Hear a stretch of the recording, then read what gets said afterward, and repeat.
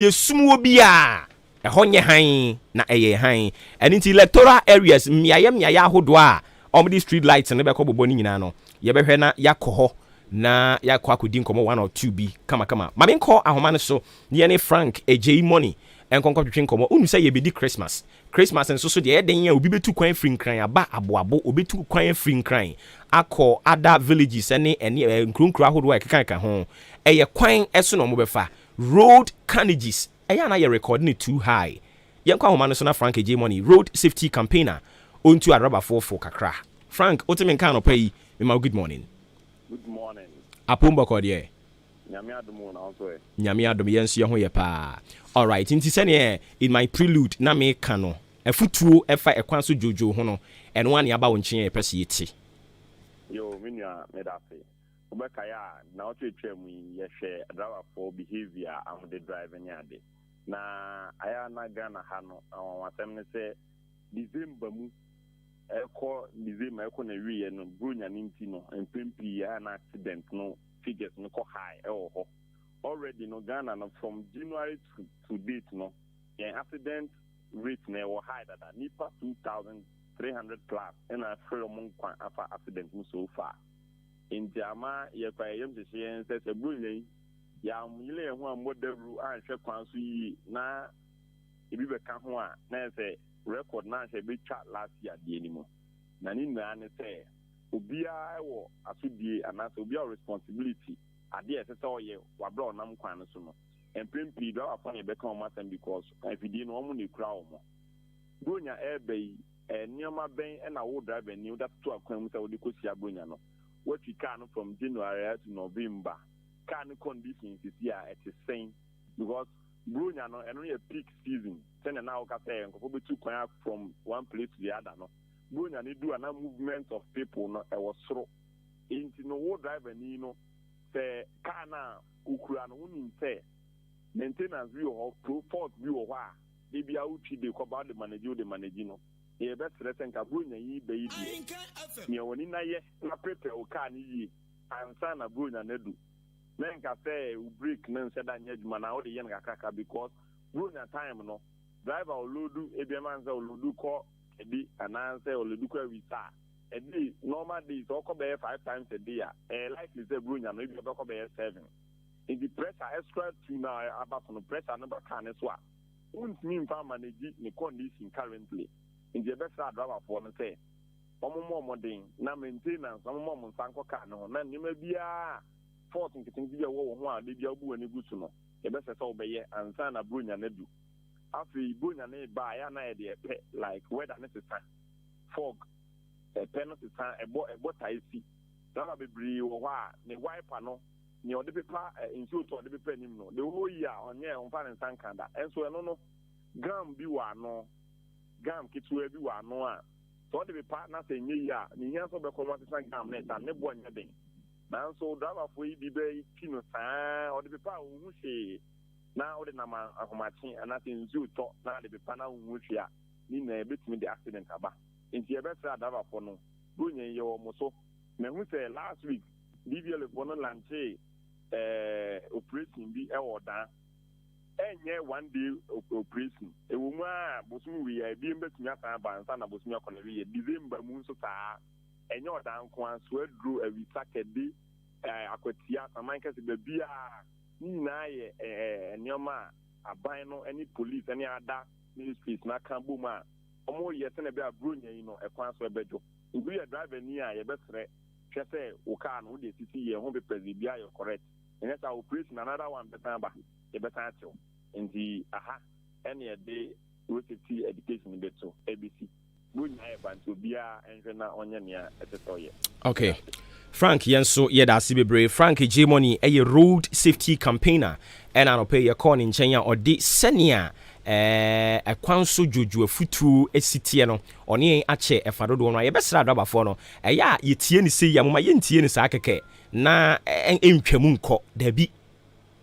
The moment the last time I was watching a video of the current IGP na o kan se bi di akire adrobafo kuo bi okukohia wo mo o say ono de o propose di ama adrobafo ne say tisenka odan main station a ye kokofa Accra Kumasi and other destinations cars ewo ho no ewo senka se car ne ye ma na car ne betu akọ tisenkran a passengers na ababetena car ni mu no anka passengers fo no anyi baako tie o passengers fo no mo amunyi mo am ho no onipa baako a obeye PRO tie obekasa e dia ma passengers no and it say driver no e over speeding na ehun hia say we aka driver e basa e ma driver no confused and it mo am ho no nka mo mpe nipa baako a ono e na be kasa dia ma mo free baby a mo free no e dia kwakoduru baby a mo kọ no so as I say driver need to mirika say nipa no will speak on the rest of you no mo behalf.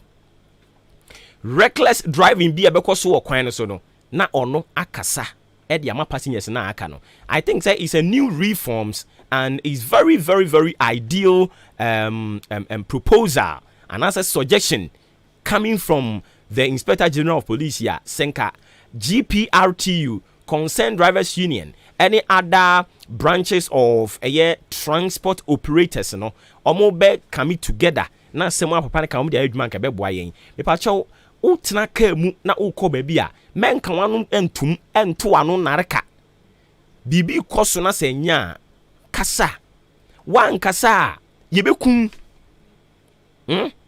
sa utena ka mu na utori mumu usuro nipa onko kan ya yew madam yebesie te se ubewu bi ama ho bedwiriw na yebesie bi ama ho so ho bedwiriw na yebebo ye be di aduane abesasa bi a oda ho no mo ho bedwiriw enti mesrew ofa car na driver no or engage in reckless driving na eya monkasa e na mo so passengers ni so mo ho bebre ya homete bebre ho ya homete for that 1 hour was a 2 hours journey no and usuba ye wo wiase nyina wukoyi na die wo car nim ei na mo so de 2 hours no usuba ye nye wo wiase nyina wukoyi na die wo car nim eya eto da bi a won so ye polite kakra wo fa car why you polite kakra so what ni me kire no wo hu ni me kire no aha aniti mu ye nyina obi anya na famu de driver ye ne de mate ye ne de enanu say na IGP kan say ebetumi a anka mate fo no yenhuom so mo ye mate keke enti senka ka bi free odan akonkran a e wo se mate no so no ye man ye professional mate a say driver no twi be 1 hour no de mo free odan ekokoduru te say asama kase a nanka mate no so age driver no se na be ya driver ne be home we nyina ye reforms any suggestions ya IGP George Ekufu Dampare wa meki yesre you transport operators no say they will consider it no more adopt it ye ne say be boa yen de ye see mate intimate mate the only wo nware mate de da bi me pa chow we should respect mate for no na omo so ye ma omo position bi e wo kwan ne so se yina te ase saa me kwa bo ma meduru hui team ni nyina no eso betumi ate na ebeboa wo ene me enyina mom yanya ne saa na emo ayen na Ghana nso so ntumi enko nanim ye de pressure etum panimfo so so wo monye o mafamu de no na ye nso so ye ya famu de na etumi aboa ma man na timi akọ nanim sima aduasa enkron ena aba pa no pa no nwotwe ho unim se nyame yadom a ochena ena budget no ni debate sha ase and now budget ni debate be sha ase a fortunately for us ye wo a hang parliament. We are expecting them said they will put this particular budget into a very thorough scrutiny. They shouldn't be there because they have known to be rubber stamp to the to the executives. And yes, this time around here, no munyai and untina yedemo call post budget workshop. Mako post budget workshop. I think say mo call Friday no. Nyankopon ya domo a mo di bibia beba wiye ne na ekena budget debate na shase. Yes re ye parliament no. This time ye wo NDC ye wo MPP mu nyina mo ye pe wo ho. Budget no mo di aba no ne portion bi enye papa no. Mo hwe e na mo anya ntum. Yes re mo my uncle man so ne yen se enkomo twetwe no ase. Talking of road carnages any kwan ye befa so a we will curb that menace no. Ye konya head of communication at the National Road Safety Authority. Ye Pearl Adesu Jesse ekotwetwe enkomo. Maame Pearl anope wote menka mamu ache amu akwa baba henka na fam so. Mejo so. Umpombo ko de. Nyame adom yenso ye ho ye papa. Yenim say ye kodi buro nya say bia no aya na road carnages ekosoro looking at loader taiba akwan ahodo so obi tu kwan afi ha ko ha nti saa de ne de ya na very very normal. And so say be na National Road Safety Authority mudi gu akwan mu se ne be ya na the number of accident cases ya recording this time there ye betimi a minimizing kakra. So when that someone park me aba we see the so kuchia mo telefone na ene mo juma e phone na National Road Safety Authority sene minimum ane sene also waka do Christmas time na kuchia na koso sanse akoni amba adoso nti ye campaign na feed ye campaign ye di ba akwa so ye friend no stay alive na waje me so jai on family juma no na ya nkaya ma Christmas do this month ya and I launch campaign na dia woman say ye no ye call function education sensitization and awareness creation. Into the start sensitization awareness creation any advocacy na the boom na say or individual na corporate organization first or campaign about road safety ya chi won na ase ya kabaya and I mean I know a lot of individual people campaign no ya to be there for some Juma then na ya to be there for some Juma I to be there for some Juma because to the be na infractions e work on so and I say indiscipline work on so on the part of the road user no and contribute to accidents but you an accident and crash in the back yeah they are sure about some na aye into ye try amount for na we road user be a pedestrian passenger driver, motorcyclist, or any of a road user. One, you are from there, as a cell would be winning, as a cell we have discipline or quantum. See, the no part and a cost accident, the no fatality rate, a cost. And you know, man, coast speed. Now, who coast speed now, who face away a professional driver, who drive the actually to see the no ocean. That time I'm some to the station mama akweshiana ba nti speed na wo ko no gugu na bro speed limit no but some juma na wo ye nti ye say we charge say aso na ye hu say ye be advocacy ya face aye nyama bebre na so say enforcement side ni weaker na amakweshiana ba nti ye ni IDP e be kambo na ya kona kati akosere no say Christmas day on deploying the members around the staff no wa kwano so when you be ya on the check it road traffic violators ni na and I you almost so ayen se share omo be to come e sisi ni amia when you be ya wa the road traffic regulations so no camera no be kasa until you be kona kati kwana na akokasa say couple with the campaign I so more enforcement based no demo then yes you know MPC before no akambo muna topic dia as part of the campaign you be treated in the media no almost to be enforced any media na here juma no apart from say any media here juma na you be discussion advocacy any audio visual say media cycles no yeah officers or more regional offices no almost to be terminals, any stations, money a driver for Nakakata. Sadia way and a mistake to me accident abrupt. Now say, yes, I do me not the end user or a driver or a motorcyclist, a pedestrian, or no in this share a good aquano, a better enforcement, so no, I see there.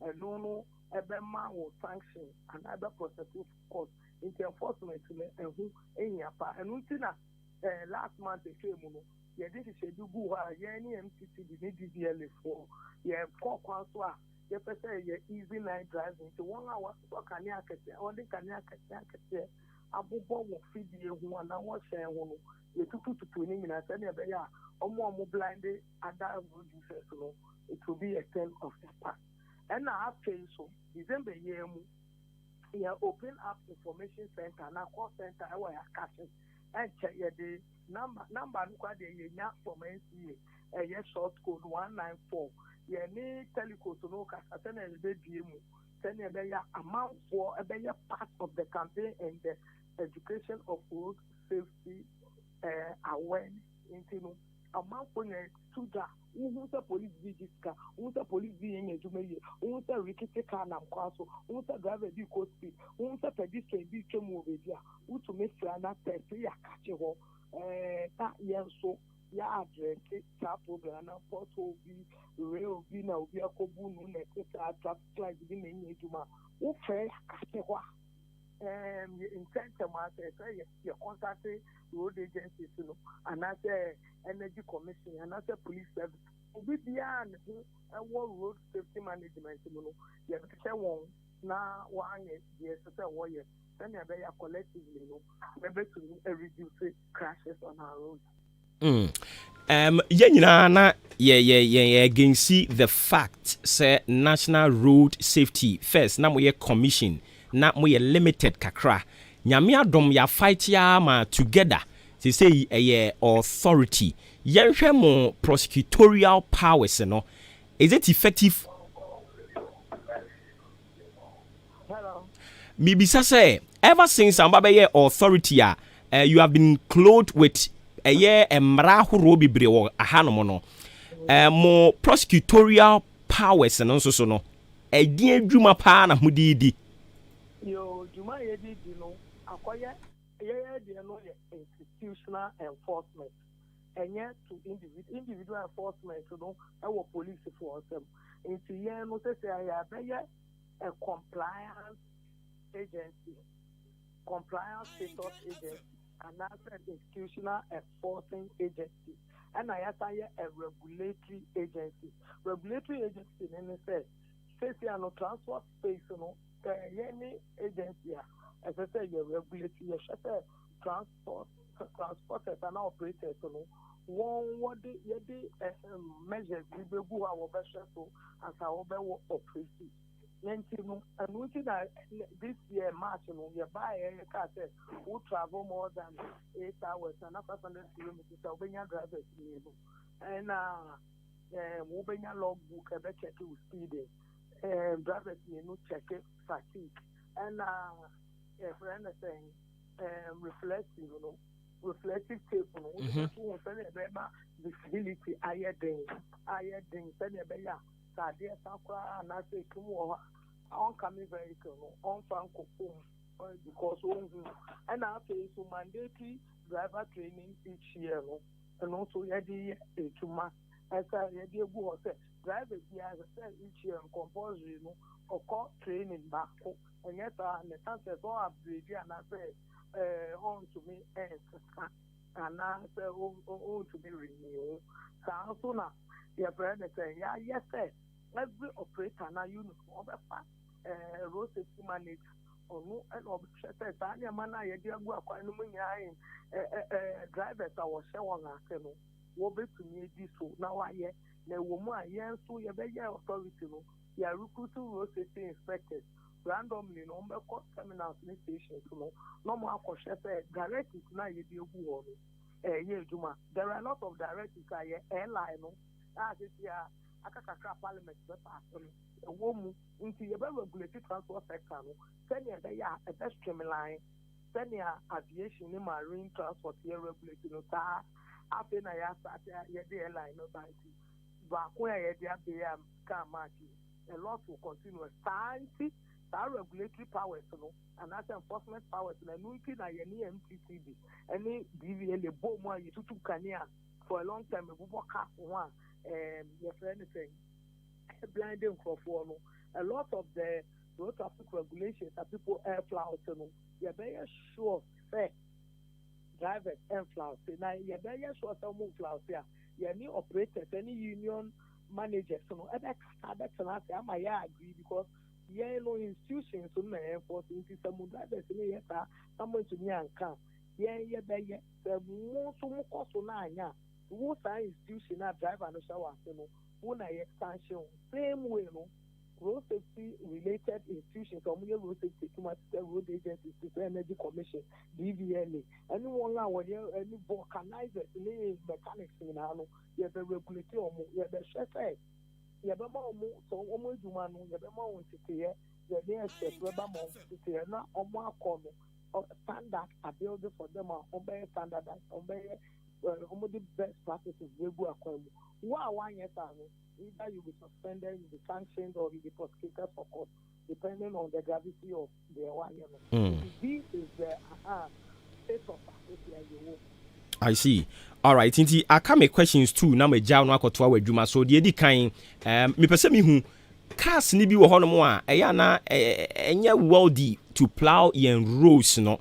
Eye hinfo adwuma, is it mo ana eye DVLA adwuma so mo hwe say car enye wealthy to plow our roads. Omo be free akwan so. You purely no, it is under the eye and look of the DVLA. Omo issue road worthiness certificate. Now, so yabaya institutional enforcers say omo anya wo mejume year na expect no ye sanction omo nti say inspectors no call on the road and terminal no omo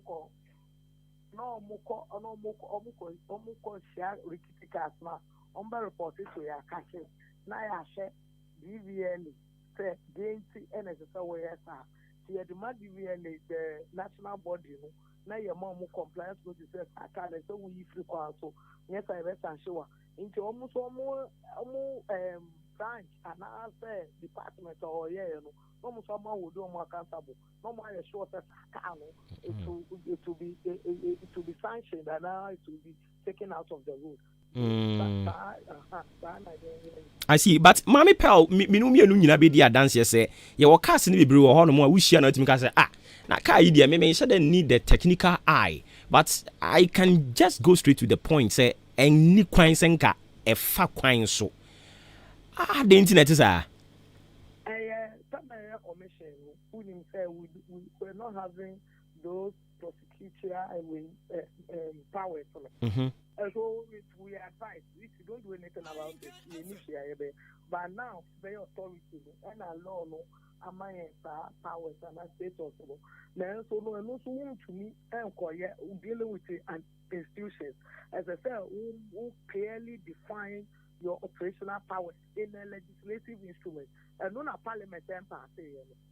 I'm a Tony General advisor my call parliament almost should almost 30 days almost pass here.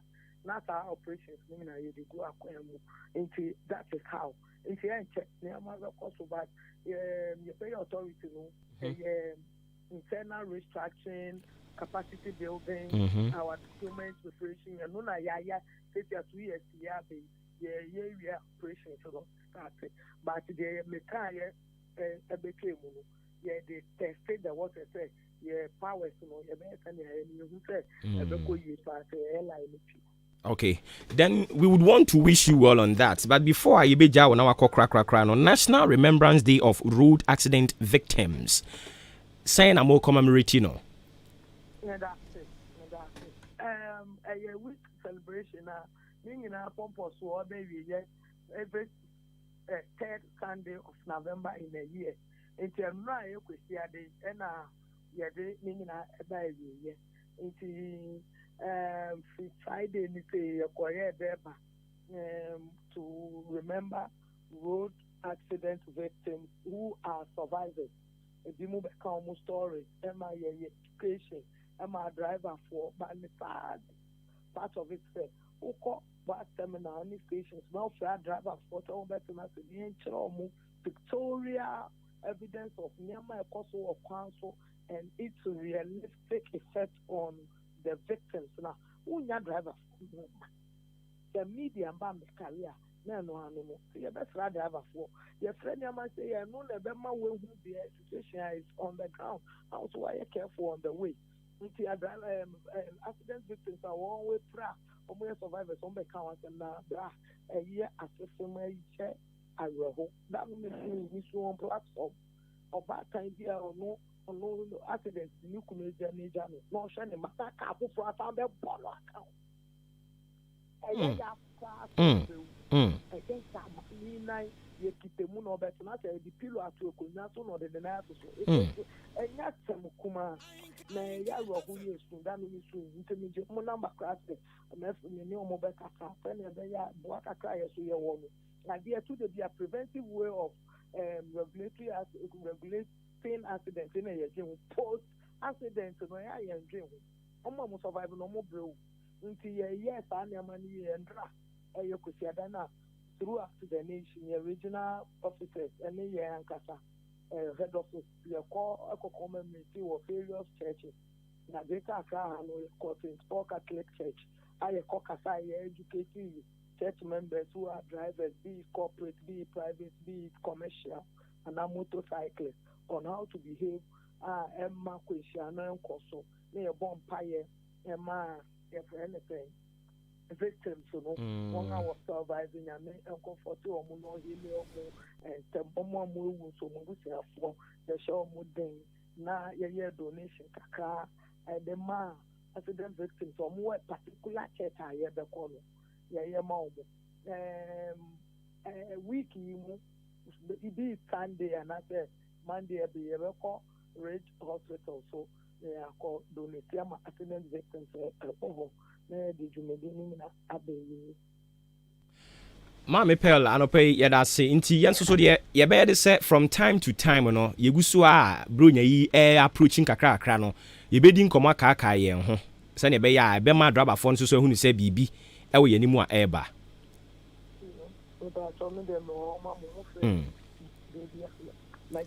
yate yada se papa and inti ye ne head of communication National Road Safety Authority Mame Pearl at the Su Jesse and I know everything and come on and then a birthday some me lecturer back who celebrating the birthday and new a crabbing careful many so Kofi Asamoah Kokote Kofi Asamoah Kokote and your birthday lecturer you too much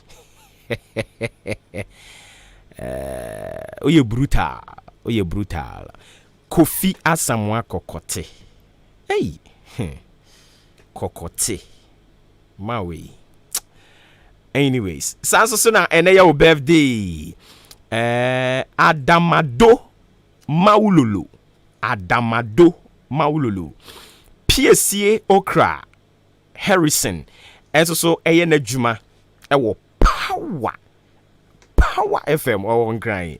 PSC Aropai a very good morning. Me this on here papa you be din komo we kire o sanso na Dennis Deborah Damte also ene your birthday Kofi Felix and also birthday and a colleague from for my former station Dake Belinda near fro I'm not saying nana something I've forgotten. And my classmates way back Bible school Jimmy Madison Apostle Jimmy Madison and your birthday my happy birthday and those celebrated DS yesterday Albert Edupoku yesterday was your birthday Barnes Edu Amos Jeffrey Tieku Johnson Adamfo Kwete Ebenezer Gabriel Lati ena Chireme Kelvin munyina na endra ya mo birthday ya mamo belated birthday ene mo amu celebrating mo birthday ene nyina nso ya mamo happy glorious birthday inti PSA Okra Power FM enkran nyame adomo ame pon a ye bedi nkomo nonetheless happy birthday enko enfama ye kwa mani subium we are still talking about rose ekwan ye be fa so a the carnages we record each year mind boggling. I was say a kwanya befa so be yidi afi ho na yasan enya recalcitrance phobia nsuru ade mfere ade but you say patapa piu to de mra ne woro kana man nani ade an enya bode gadwam yenkwa homa ne so na ye ne Achim Odan MTTD Commander ASP Edmond Ejekum enkonko twetwen enkonwo yesi afedi Odan asphalt no ene nkrofo eye concrete e wo so ASP wotimi kan no pay all correct sir nyame adawro mana wo so ye de radi ase na wadawro ma wo command ho e ho ye bokọ de ye de radiase na omanfo wa achim odan binum a omde asphalt no so na ye concrete no omo so omo dan no omo besi ni na e fe chen obi ade enti anase omo fie ho no ugu concrete na wo mixe wo omo ho no mo a enye ye o ni di kan no me den tia me pani o ACP me sadika ebre obi bia wo tie o fi di kese sa be ni don e no kre ye nyantie bi enne na nsa ye nyantie bi se ubi aya subrache odan fanya anase fa biblim afanya sebe enya yenye sun kakra aban na da ma waya maye no enyantie sebe ubi eji juma sunkumo so a eti amra enti ni tietie no sa asem no abebi police atache ayeye mu wiwe mu ye ba ya sure public nya se wiwe mu ye beti bia ya mansan ebeti ejisi sa so no I see. And as we speak it here, mu make any arrest bia. Na me ka say so far no. Asama bedu ya kati na ebutu ye wiwe mu. And there ya wo one or two iota of two be so. Ye be so ka munya ma ya. Na madaro mu a ye beti bia na e be sama manfo aso ati. Yate. Afa ya hwa mo so ma ho boabo amaye. De kan yi nyina ye ho amia akakodi bronya yi senate Brim Central Municipal Assembly MTTD meda se sama am sa kwanye enu kwese aka break akra bi na afie ya kowe ya butumu ya mtaka edu enwotwe ya na aduonu mi mtaka enafia enwotwe na butumu ya kowe ni esi aduonu mu aye December na bozi force ya order potem ya CPMPU ayi jumadi bebre na ka ma fa aka se jumadi ka me pone ho kakra okay me ba cho betimi akoso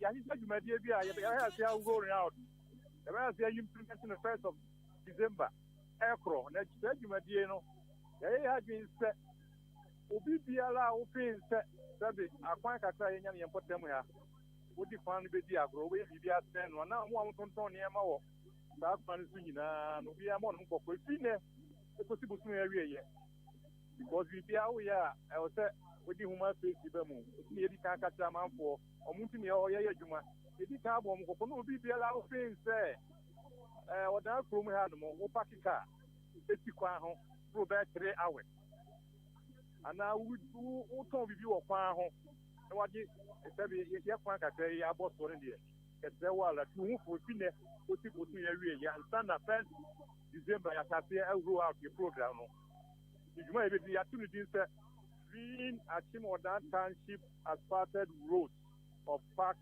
vehicles and hawking activities. It is there to green Achimodan town roads. Asphalt. To be our parking car and now we did be a massacre in them and some are severe protocol. Yet to suta. It is you money has here 1st December. Some got them make a crack. They will be a coco. Will be a woody. You must be a said watching fan about so. You think to make my can look you commercial bank or what? And I'm telling you, to be what one was. That stretch was when I can't packing on the send the Udru hospital Jansia. Over maternity hall. You don't come so. Among for me, I send him to run on my Japan bottle. The same thing over a year. What time people is the anymore for town no more. Udru Hon so no can you get your hospital at your hospital man for be a Japan bottle almost yes. The rest will be the Southern doing better as you know. As soon as you move your way, you will be allowed to say what a Quanya was not a would be Jumelia, or started free movement of persons and vehicles. Set to move one son. They have December, first will be able to get over Kujina Emrana. All right, inti akwakoye running event ne de na yebe kadie jabi wa ha. Se ne be ye chiri yebe san ba ne aba beto aso nta no pe ye da se. Obre no ada je wanyama ye ne atifo. All right, inti yani ASP Edmond Ejekum achim oda MTTD no ono eno ye commander oda omu nyina ano. Unfortunately ayade a oda senior high nanka omo kwa compete for National Science and Maths Quiz 2021 quarterfinals and omo di ACE omo wiye no UAS enya 56 Odan School enya 28 Ghana's enya 36 but nonetheless ye ka kire Odan senior high say oma meki omanfo omo Odan ne potem ha nyina proud omo bamumu competition there. It's like a die. Oye den. Baby bed Danny. So what I say. Into baby a Danny and what you to sa pepe. Into a dance school. Nananom my idea. Better luck next time. What I say. Mwaba mumu. Mwaba mumu kra. Sasing. Akwe na masa. Obi a o try bi you know. Ono no future. Obi one try cry. So what I say. Into no. Odan senior high my idea and happy birthday and confirm legendary Asamoah Gyan ene Asamoah Gyan so ne birthday nti ya we share Asamoah Gyan a glorious birthday me pa cho hwe obeno sima enso e na aba pa no nkro ho me mesrew na yetwa ye ho aba ye ba na ya toa enkomotwetwe ne so nyi fidie ni free ha tie Hey, Sansa. Mommy for me mattress and come down. Wouldn't how? Now, a dear mattress me. Yeah. Oh, some pa. Now mattress be a canacoto. Oh, we are dear brand. Why, yeah. Send ye ash foma. Next is a one to mattress. I had distress pan out on. Yeah. How mattress the Bemo chair, yeah. The Biano de Mika Hospital. Next one crowd who are no one study Janet. And as I to use mattress, Trebia. Bemo so die bonnet. And I just surround the came to our risky. A ash foam mattress. Nim pasu no mape ne mahunam dua no hojojo no etenetene wapom ne ma oda na ho na ma nipadua na sisi ne ho so afena mani ewie begiem papa hodo bebre mattresses pillows bed linens duvets and in your mafe 5 this is dem ewa ash foam Freyen was 055 299 7330 and now 0245 011 255 Sheshe ash foam depot ewo oda kede stredro across ana achiasi na beto ashom product ko siesie with them wasaso ana wadwa ye bia aduom so carpenter for ne upholsters mu betumi anya carpentry products na ewo ye shops wo be hu ashom odan showroom ewo Ntiamoa junction. Ashfoam, feel it, know it. Feel it and know it. Take Ash Foam live on Hinkana 3.3 FM. And I don't pay ye twaso kind share in sausage media ugusu awuti no. Eye Maakye Ofremi Obuoba Ofori Amanfo the Commander General matena se ensuru jaba ko amaka yegusu aye dandan ye ho saa. Eni nti maka kire manopa no se wompo ha wadule mu ne yansu yendile yen le mu. Endra ena a sad news nso so eba beto abontin se wofa kakari agiman ne ta friend wofa keke ono nso so no okay kan kase body ma Angel FM kumase inti kumase fon de omuni pa ofa kakari agiman nso so eda ya na wansori nyankopon fa ofa ne kra ensi yi pa inti media fo no nso pani ba kwa eja na ono nso so yakɔ ne hokɔkɔgye afutuo no wafura ne ntoma ɛwɔ ne tintin mu a ɛhwehwɛ ne baabi enye yie baabi ayi hunu a ɛne United States of Asamado nyame ɔmfa ne kra nsie papa until sɛ ɛbrɛ ne bɛso ne nyina bɛkɔ akɔhyia no yɛnya maaye momu deɛ yɛnya maaye because memete yɛnya maaye ɔfo yɛbɛba ne yɛnya maaye wadi kan a yɛma odie na kɔkɔ da din yen ye breso be se 2023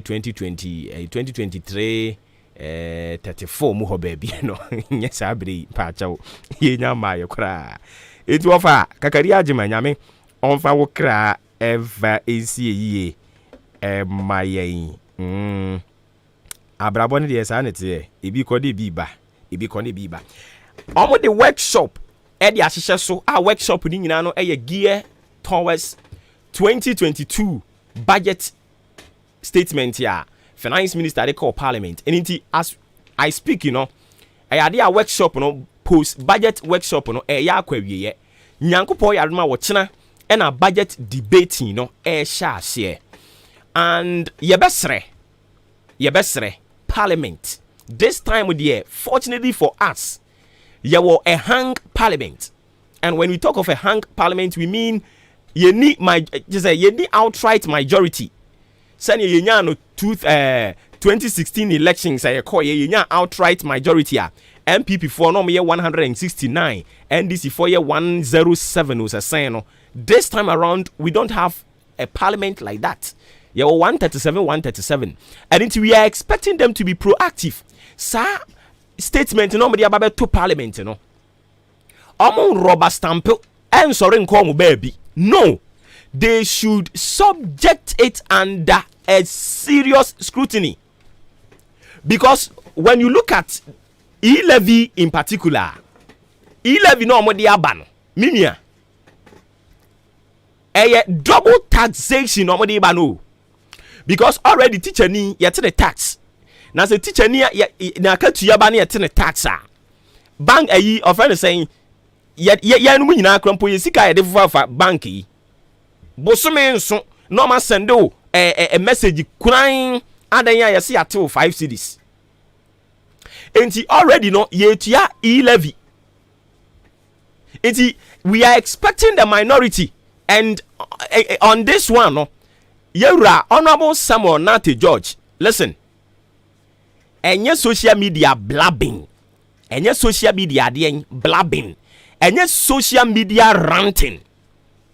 The people of Ningo Pram Pram, they have reposed confidence in you to represent their interests in parliament.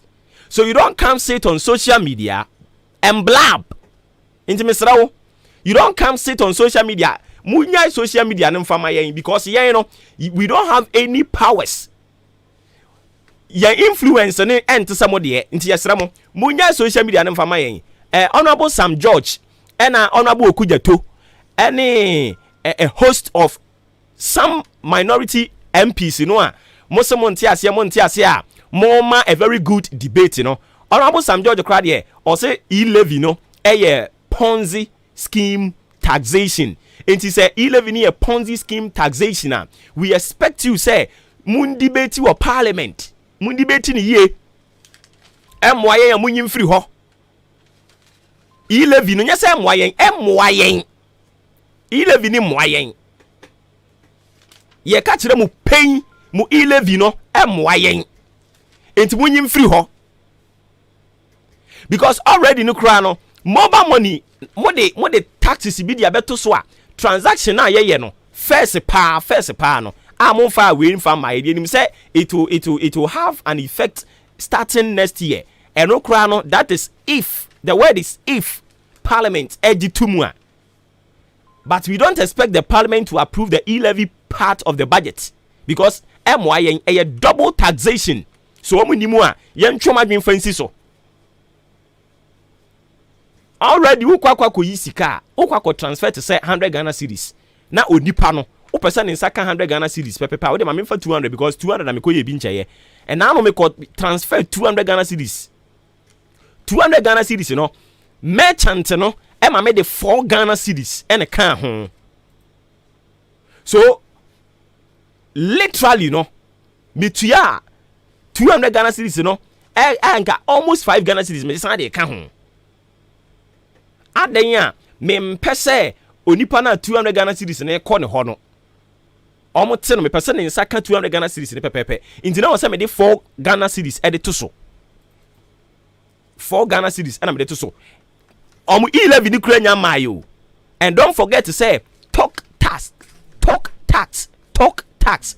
So we are call already crano a honso so problem or yes, I know sir now people are trooping in obia a use technology edie business. People are making it using the technology, but say you see a taxing one, yen taxing accordingly. Mon can't say where the obia betia. Obia betia send the same hunti. Said yenti. Enti yesra minority no. Mamu nyamo ho rubber stamp parliament. Entna ho. Meye yen sorry nkomu baby. Mamu metna social media nye I will not vote for this, I will not do this, I will not do that. The ranting on social media will not solve half of our problems. I'm telling you. Enti to me near the mamu parliament ho. Mundi beti intellectually. Nasa mo be 20 ya muntuntia. And once a 11 year juma eba atama be she already cry a pie ho ye hunu asenim o mani mo aye den kromu aye she budget amodi ba ye mu se agenkwa budget budget na enie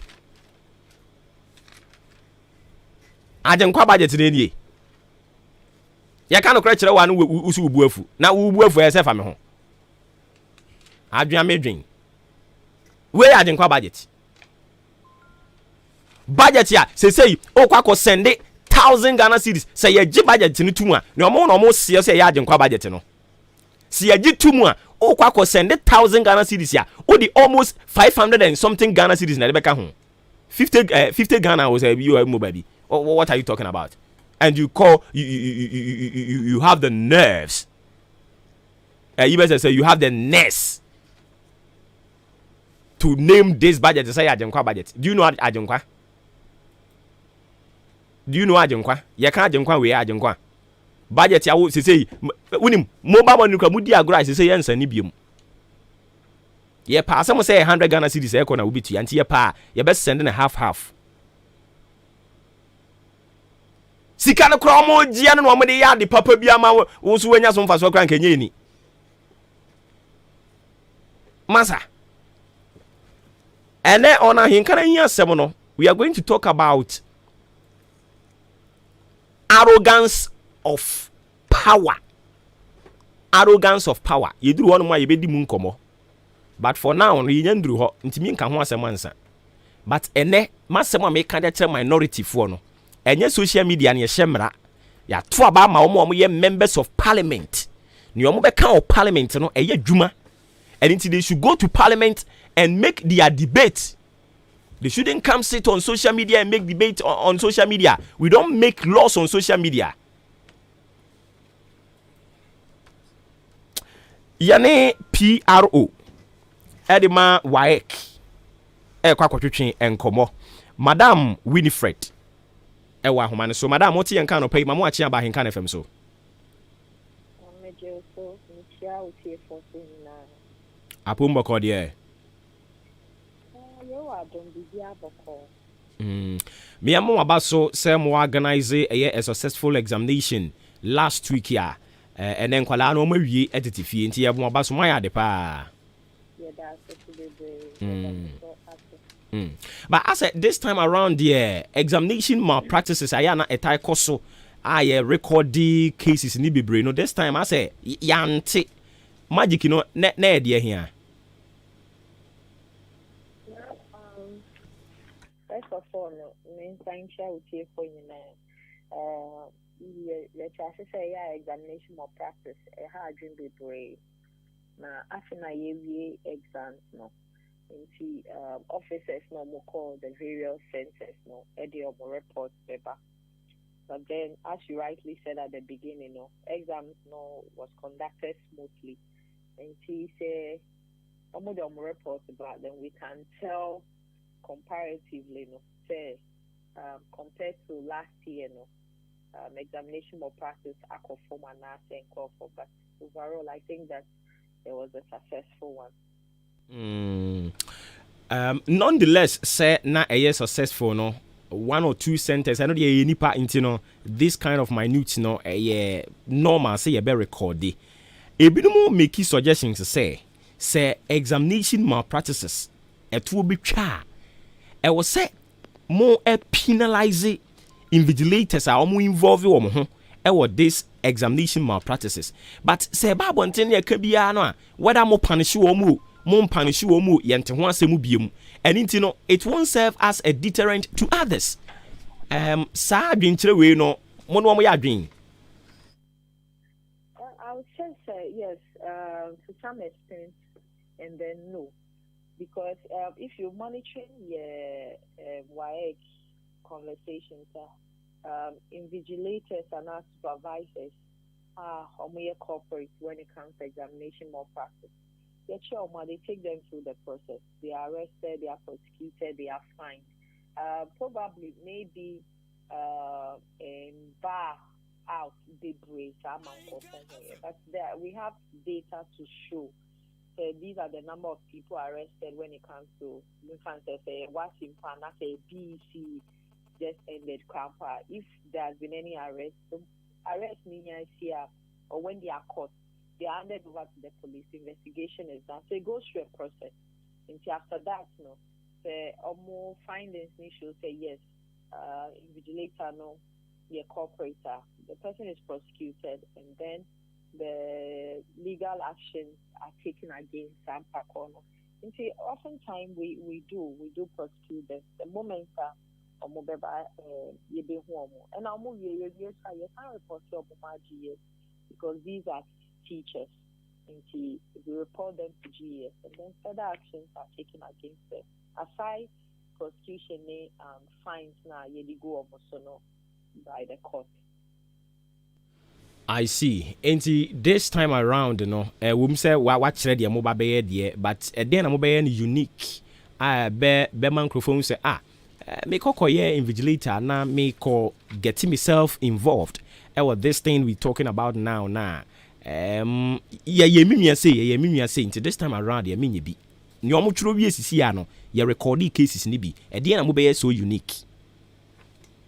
Well, I think that it's a process where a legal issue, so the legal department will be able to talk or speak on this issue properly. But it's still the process na yedi omufemono. If you are caught, what we even do further and say, you don't conduct or you don't work for WAEC again until you are blacklisted automatically. Until you can't come on board as an invigilator and as a supervisor. The moment you are caught engaging in more practice and not aiding more practice, in that moment, after prosecution and everything, you are blacklisted until to me and take part in any of our activities, examination activities. Oh, okay. All right. And before I would be a hokra no, yenyan intienzo say and so how much recently. I'm talking about the Wasino and also about Bontino crew Musa. Sorry, online and I'm bisa say Wasino much and yan intiesa results na Babontin, I bisa say no crew woman. The result, you very the result on the 27th of November, Saturday. Me na no correct. Why I can't release the result here? And I am far date to be out so far out to say that date we now you be release the result. We believe that these are activities of rogue website operators, these are activities of scammers and fraudsters. What they seek to do is to lure people to believe them, and then later no matter out Abeka say, oh, the result me anko ya mal into you won't think of be fairly, but contacting you make me have to do a result amount if you wire it is not true. The general public they should watch out for these people, and you release the result here. In fact, it's in the house. Now, a late sample almost first time circulating. Say you should contact them for upgrading of your results. Almost say and also your fraud, and you can't upgrade your results. Almost to me, because we are in a technological world, almost to me, upgrade them now on their own, almost change figures na alphabet na say uko pay juma and I say uko school. These institutions they come back to verify. And say verification who say the results you presented was fake and also has its own implication. It means you've engaged in fraudulent acts. And also has its own, yes, why does not upgrade results. So you be contact your market or say, obey to me upgrade your result time or mono, and you know correct. They are just doing that to make money and keep themselves in business. Obi a contact your man, the best they can do is either report the contact to WAEC, now security agencies for no will take it up. Enti Madam Ampiao on records can say WAEC aim far what's seen so when I try in results be am I'm talking about 2021 there no. Exactly, yen fashion bar out here. And I yen fat date the some bar out to say that date when I be release West African Examination Council WAEC and the Kotuchin and Komono bringing the time check to 26 minutes after 9. Still live on Ahinkana 3.3 FM. Says it's here BC for no maybe. And says you graduates. BECE graduates. Yamamunyina, congratulations. My dear papa na it wasn't easy. In fact, per class omobre ye pa na badge omobre pa. Uyi omwa dumso 2015. Tete womu ni free hono mo we mu so abre because we mu nyame hira wo mo omo abre pa. And it my enwish Emanuela Obin also so ye graduate Awaba town and pay ye we show congratulations. Talking of congratulatory messages, ma yen wish adwompa hene so congratulations ni bi. Adwompa akwakoje citation tintintin bi e di aba adwompa transmi bi se omu asem kakra na afi yen toa so akwaje citation tintintin dey free Ghana tertiary blah blah blah blah blah no abeka kire yen na yatimu ensem 27 minutes after 9 live on Ahinkana 3.3 FM. Pacho joining in our Facebook. Na sa joining in our YouTube. Na o messages now dey go on yankin kind and fama I've seen say a bit more day on messages di aba. I will read them in a jiffy. Odie nyamba ya me pacho nsu betumi e di aba. Bedru fie ha no mo e bekin kan kama e di amount. Sanso na simabia sabo pa no nkron ho a ya di ahenkere hia asem de bebre mo ne e wuja ya tuja che ene be tuja ene nti me be tuja yi me ne Chief Superintendent Daniel Kwabena Moako me ne na kasa nti wo de ne boys ni bia begina kire ha duru ha be yayi a be power ni so ama be fia fa wo hwenim o se kanokore no Chief Superintendent o se kanokore no nti ano pe me be ka ASP Edmond Ajekum ono so Obuoba kanokore no nti ano pe me be ka ye be tuja umpo ujaye ye be to fire no ye be to ni sa aha beta ujane bre nyanso ye we nyabotre ma me kwa dwempa ho no ma dwempa kwaje award you say citation and citation and award we citation. Oh, I see. Himfo a Ghana Tertiary Prestigious Awards. Oh, I see. 2021. I see. Wisconsin University. Nti SRC for na organize it. Nti weekend na won crying. Sure. Ekokoje citation no. Wisconsin University. Enya ho no na lady a na furu kakra ni nufu kakra kai so okọ suku ya. Na ni wu ne ho wuye. Your friend saying say talata was the end. No Ghana ni ababa wa slay queen ni nufu. Yeah. Ni nufu say I think so. Okay, inti na efa den ho what was it about? We know you say Jawon say media adwuma ya ye no. E modern boy eguso aye boy ye de eboa. And you could see say be to 1 year muni no. I started something say ebia ye nuanom keto na omo school no. May provide omo with some master to be with some selected schools. Oh, I see. The last UABC for year no. Me koye bibi sama omo nti through that no. Na omudi hunu say the year no was so much say in crying na ye kwaso ne yetimi eye ne more nti eno ho ma said ye be ya the year ne be hu say bia omo so no ehunu na say bia obi so ehunu ti no it's all about that. Okay. Why are they pa? And but one thing is just my idea. Because I always saw they know me through baby I'm away. I can FM. Yes, Senya can FM, they indicate it. Senya can FM, I think say enko bia omu. Yeah. Sure. I can what tertiary institutions in the Sure. Very good. Nyame shira ye nyina na ye nyina ya futuo na afia mo ankaka kakra ye de boaboa ye ho no. Nyame hye ye di na ye nyina ye nsusom kakra kakra sa na we hope say baby aye kɔ no. Nyame obabi pa ode ye kɔ. The penfon so nyina ase a omutua dwumaku ya no nyina no. The CEO di ayen kan Kwame Yebo Achim kwana na Nyankopɔn hira no. One ne ho kan ma me Helena aka Ejanan. Inu ankasa ne ye Benjamin Champon. Oh, okay. Ha intero na obeka no Mr. Benjamin Champon. Oh, okay. Otuo ni bemu ana je o Champon no manane. Oh, okay.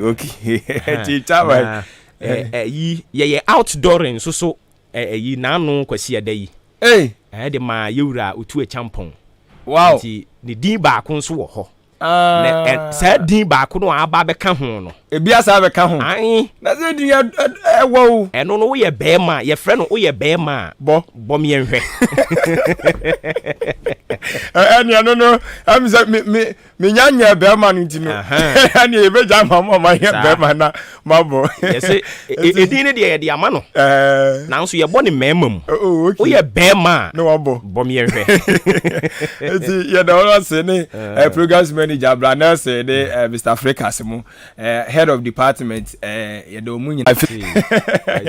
And finally no my phone nyina wo particularly Nyankopɔn hira wo hawa ye ba ye wo simi so ye mu kakanga na ye nyina ye foma ye correct ye ho boa man no makonka no Nyame hira wo bebre ne the other opportunities so ya wo de MI nti ye do bibia ase ye do bibia ase. Okay, nti adwompa kwakoji citation from Ghana Tertiary Awards organizers no eho ono na wote ne nka no ye lead producer edema Maakye dwumadie yi topics ne nneoma ahodoa ye di mu nkomo nyina no efa ono hwa ansa na baha ansa na yenso so ye deliver ne kama and it you can imagine it's a team whole thing and ya wote and I say it's a team whole thing and ye chire hono no but on air no de ye bie microphone no de ma ba akopɛ na ono deliver adwuma ni pampempem and aye and it ya no ahye ne so de ama me 34 minutes after 9 live on Ahinkana 93.3 FM K Asenso Limited 7 kan kyerɛ so obemu akonwa ai obema also obemu akonwa mo atena so say swinging the wheel office chairs quality wooden chairs authentic book shelves and I will pa also obema ni nyina bi circular dabraka of Iran Clinic Kanishi Flamingo Road obemu ni yen e was Zango Junction o call me school ni bi abeka Zango unkan Zango Junction obehunu wo mo ho no mo mpacho frame was 0302 257209 0302 257209 and 0302 919739 0302 919739 K Asenso Limited see home of quality office chairs and book shelves. Frimpon Enterprise say Christmas na eba no o hampa na o pese o de koche osofo o pese o de koche o yire o pese o de koche wukunu o pese surprises bi a o pese wo put in app no nipa che obebre obetumi edi wani akyerem e wo Frimpon Enterprise hampers ni nyina oba yebenya abotre ne aye ne kama edi ama o nti hampa no se sardine na pese o de gum indomie oat no ye mu ahoro bebre esikyire caps de ben asroto ni nyina biscuits any diapers ni nyina sanitary pads torches chargeable torches padlocks scissors sobolo eno kana pese o de ka ho bia okọ Frimpon Enterprise ya adaro mamu ara onso so unsabetumi akabi eno nti obekọ hinfa oda over the ground floor Madarina Hotel etude uja dru achimodan pe wo se me pe Frimpon unya ka ph Frimpon obi a do obekọ eye so simple kra frame was 0244 897525 0244 897525 0206 473953 0242111236. Frimpon Enterprise no ajo so say ejumewura na as foam say Christmas yi obet mayen nyoma bebre no am ye de di and nti say mattress say a pillow a bed sheet and a bed spread a duvet and a towels wardrobe a sofa type bi na wo pa a ash foam and an pay me come for the amount or say feel it know it a yen hope and a bit me nya sa feeling we nyina kede swedro across so achiase odan ubenya ni nyina bi e wo ho fraying e wo 0552 997330 0245 011255 omo hono ni omo ye ne se obakra na usika nso a ye betimi no wa ye ne kakra wani beba ho so no atua wie e ba cho achim odan ne mpotem ye wo hefa ye wonti am hotel junction uduru ho no mo akwada aketo ampo e betimi akokyere wo kwan ye wo kwan no ho pe bo se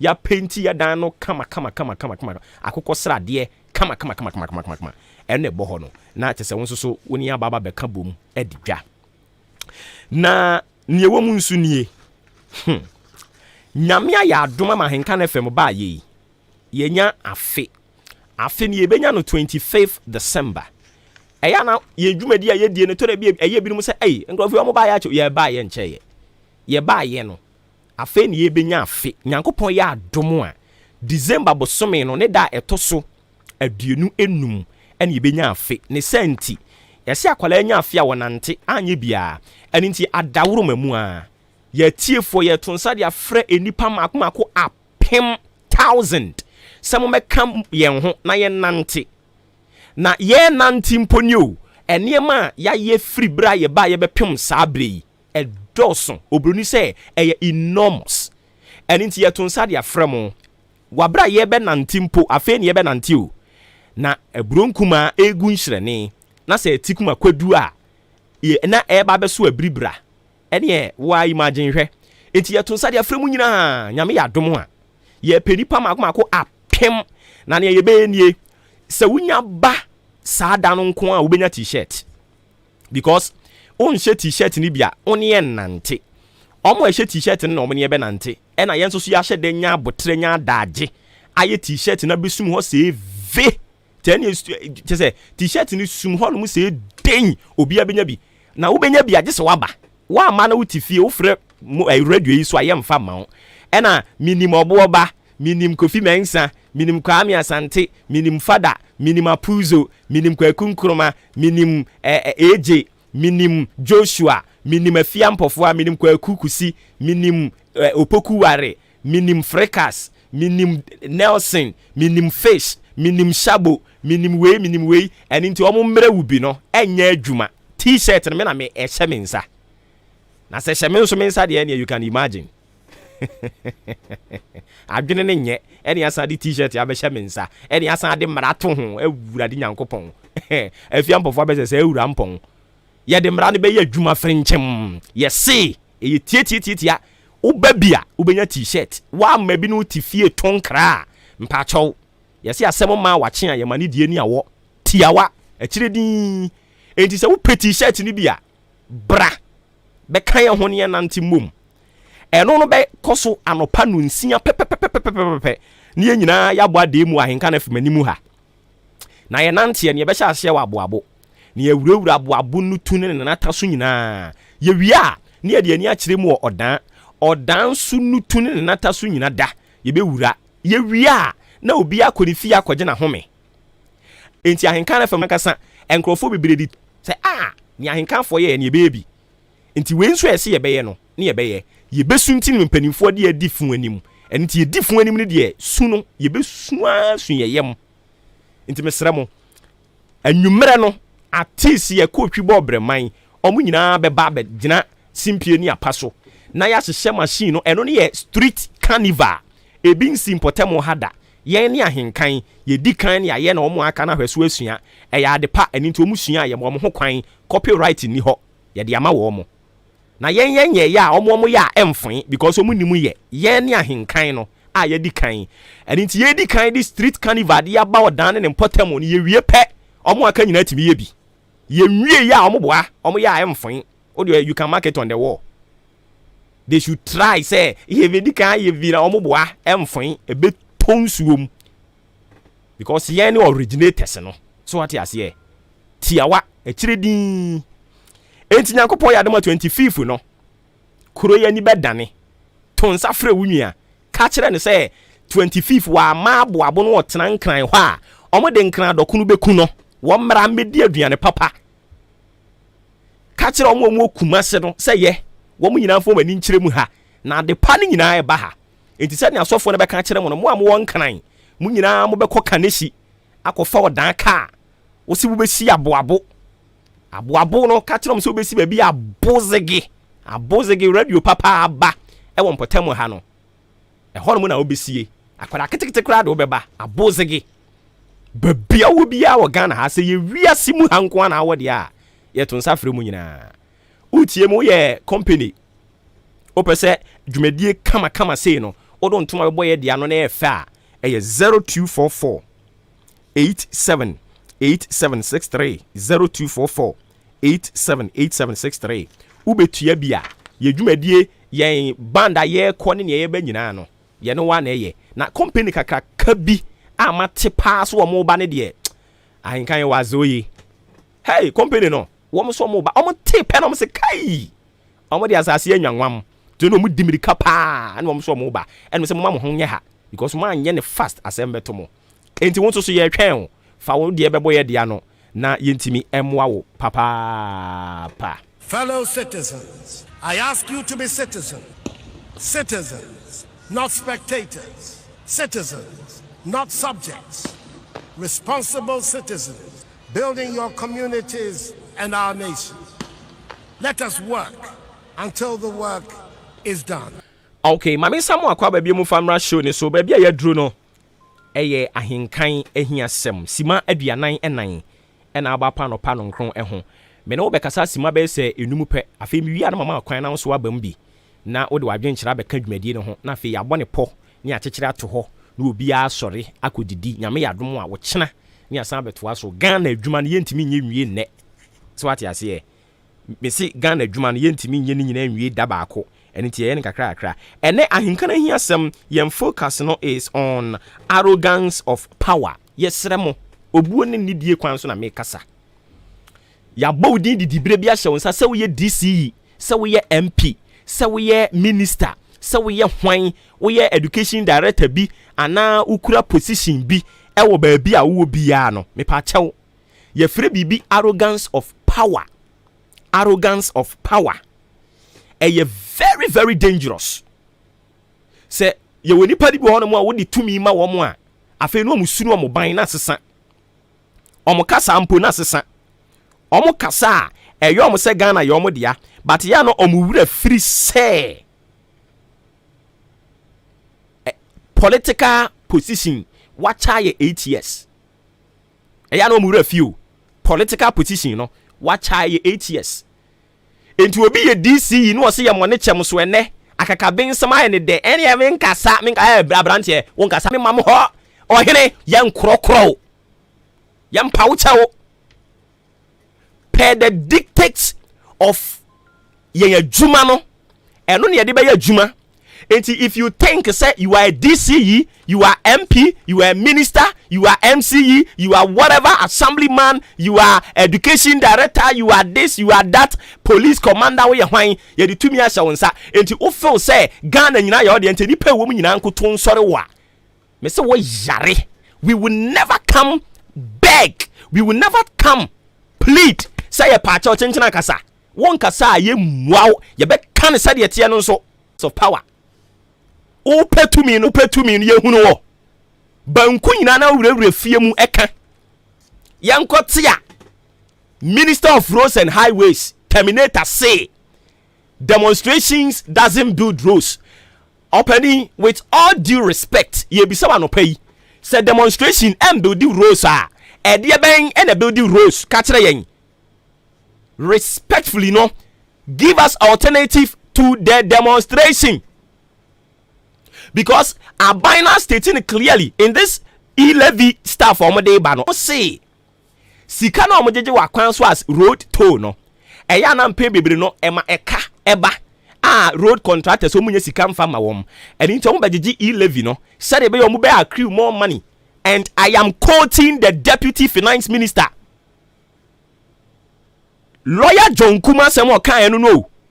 Say e-levy no will give them more money over billions of cedis so that they will embark on the deplorable roads and roads, more of them now deteriorated. No, they will embark on them, they will work on them. But arrogance of power, Emma Rose minister to me catch Ghana for or share Ghana for him face to face, eyeball to eyeball. No, I catch and say demonstrations doesn't build roads. Meanwhile, more our friend is saying precedence as far as demonstration is concerned.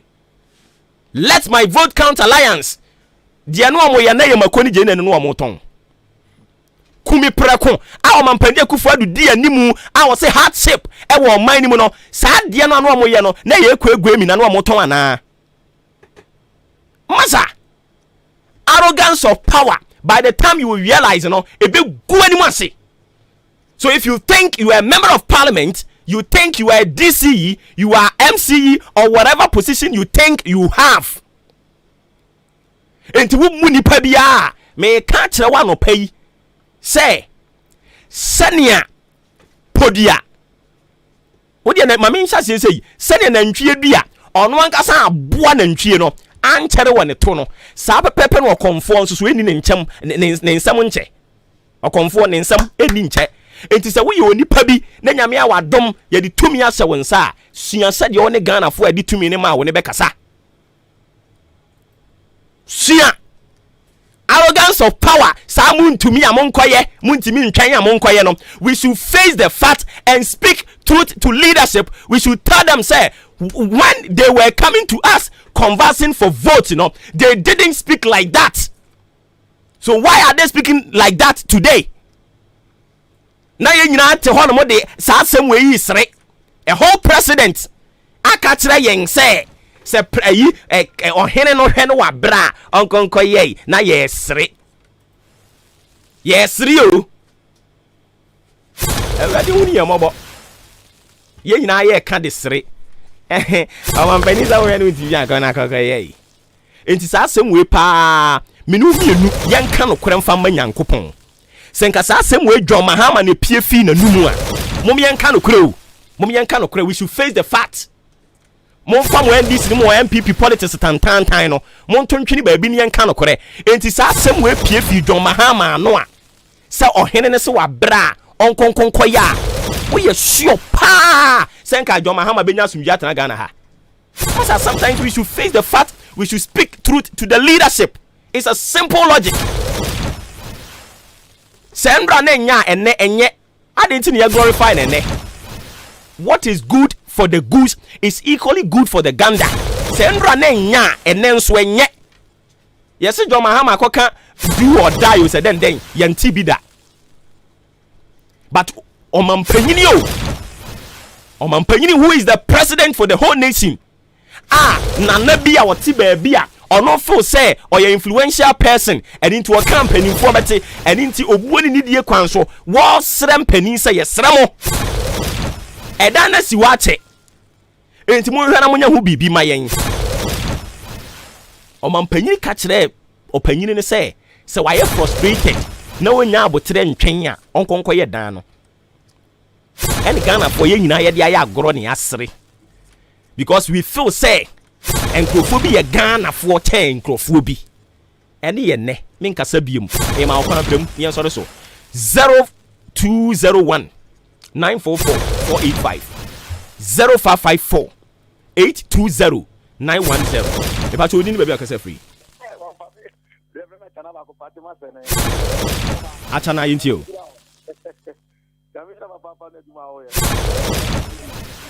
ayana areho Ghana na enipa bi ka asemo a ye gino na no si yi papa mpo a ye gina no si bone oboba ye so de bia o shepa ti no we need the truth oboba ni bibi Omampe ti wa fra ye ka te bi o so tire won Okokase, all that. The there, Papa. Penny Mahama Kokase, you are Obuoba said the Biana Ghana are who your friend of Baron de Montesquieu or can say, but what you come up for? And absolute power corrupt absolutely.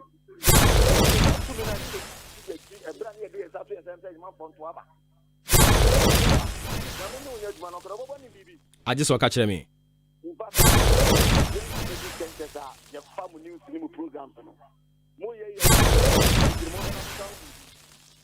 Adain. You are not invited. Kafra. Yeah, that's so I draw your attention. The Abaso, you bedding come why? Yeah, that's Sibibri 0201944485 0554820910. Also bremu na yentiu na be yen soro sonko. Ese se oba no wan kwa woji wani so. Ni me yen me soro so. Na dwumadi aho aka no so. Emeto aso emayen. And I was talking about MP ne initiative for the aba or say baby esumo bia o de nkane ekoho. And nti o ma hyase a 18 electoral areas no.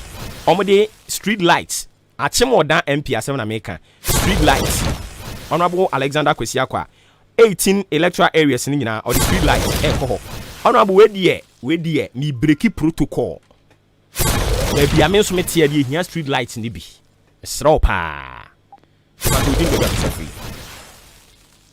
Hello. Me pa chodi me be free o wadaroma. Jamin Sraw. Yes, let me. But I think I actually gina. And the prayer on my Ghana. Then you walk on the crane, you're that wire, and I see and penny. And to wait to come away away to Cassie. When you make a class, I will sit out. I put up what I see a yam, my yard, two is not 10 people, one one. As the people are fine, I am not sure. Who will do part of the class? If you never want to see you, and so another kind of friend. Oh, yes, amen. Amen. Me pacho won sudin baby akase free. Good morning. Yes sir. DJ Abeba. Abe ebre ni ho kajagum yanko. Atembe siase. Abia kwenya we e fa oso.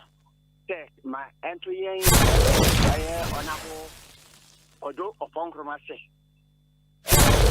Na oka to ba be ye dia mayen no. Just ya to abanaman. Tuni na friends here bi mu ye. Nti e be sere na sesi akra be wo. Baby amakwigina.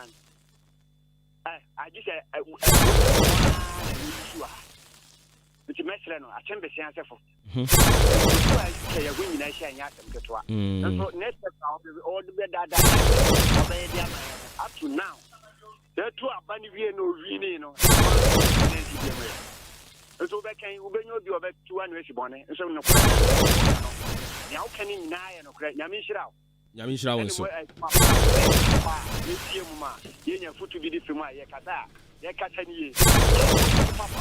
Yeah, that's say original. Me patch on sudi baby akase free. Eja dan so boni to mine. Let's pray in verify no more man. On a valley and Kusakwa. So man who say I'm to be enough for me. We are one who is obey on one, the other one, and crop one or more. The amplify no more, so that no more when you come my new queen, especially MC, Mamma, and then in Penny Parking, our own way. To go to my sister, of quite yet my eye first year, you're quite the hour. Pretty good to be at the same, just like my way crap for me to woman, just as something they ask me my. Yeah, that's simple for ati. Me patch on a witwa to odini baby akase free. Yo, Jakaba Bakope. Pablo Bakope yentio. Anope de wabajuma nyame shop na juma obo dan ha de anoshi kojo battery ane tifo aka no muni amompen so maybe sentence the Kurani at the German also they are so credit. Why? I think for me why? Nyame enhyira wo so papa Pablo obi afo so awuram me pa cho una me do betwa to odin be be akose free. Morning. Yes sir. Kakaku. Yankoi. Mune ejma pa wo. Now what the mom could be answer na my mom could be ya 1.20. Mpacho mate. Yo boss. What you know ya na go say yes so nyame na di shira. Ye mom pa na bibia yin. O tanka me ba be hu so me ba wache. Mate. Every part of me network na so ya hamming. Because I tell me can want them Ebefa yegusu a ye keka ne ma bom why ya reho yes ye be suwa jana fa hono mo ye be suwa jana fa hono mo pa uja mo mo ye be fa wanyi jacket wa etu de nyambotre why yeah that's say ye to me fa o say there be eno no amfam okay enti me fancy ha mo amofre ni na obuo ni die mu ara mo fa enche yen yentimi for frefo bi abiom enti ene nyame ya dom a community 2 community 1 morning star yade a MP ni street light ya oguso a o install ewo electoral areas makomako dum watwe ni nyina mu no omo sha ase wo ho ochena omo de aka ni nyina de beto aso enti chena ye ba ye bekoso aka mo a na aboa ye nyina honorable Alexander Kwesi Akwa o se baby esum wo achim odan abato mpesua so no obeka se enye han na ebeye han. On behalf of the solid production team in town, we just want to say thank you so much for being part and parcel of the show from the very onset. This is where ebrebe me yakwan na ya sorry so ye dia se da be kwa mudi an kan kwa me yebo a on ye executive producer Adwempa Hini Kofi Mensa ye lead producer Kobi K eka ne ho sanso na Kwame Asante de ko socials no enyina ofremi Obuoba Ofori Amanfo the commander general ensuroja bako amaka ye koso aka no kore no akopem bra ibewu ye mre ye ya brank ya secretary da hwonsu ye ni yesu bamu a utumi enyini che ye woni da se chena de ko yie utumi frɛ ye boy abaso de anko yie twe adwensi so na mwa yen eno ne ye frɛ no onuado nyame nka ye nyina ho ye nipa maye nwa Adwempa Hini Kofi Mensa eto aso Adishima ma wunyina mo achibiem sa mo akwaba ede bayin kan 93.3 FM so baby yadri aye kasebotew nsam ahodo ane yakan kasebo ede be som daadaa mu ono ene de no awia dumie ena afi anwumene no nsia de bedi mu akotene epa ena sabe yede eba bedan mo na ena yede mu ebekọ aye breman kokoso na ehonum na wonum kire se emfisia poli edu enie womo akwan atete apro asai achese ha dwene papa enti adehye no mo breman kokoso womo ano edam abi enti enei womo ensem wobetimu epa na sanso so na enei babia kasavide butuei babia no ekoka bia na se babia wote yenka bia no ene yede ani ebedi akire na afia hwehwe kwan ahodo nso a ewo wo yempatamu ne yede mu ensem nyina no enso ababedaw ya te ensem twerefo ahwemu ateso mde amanebo ebefiri mia ya ahodo na ena de enso aba na yede ani so be kire mu ewo oda nkwanta adehye no ma wonum ewo wonum etiem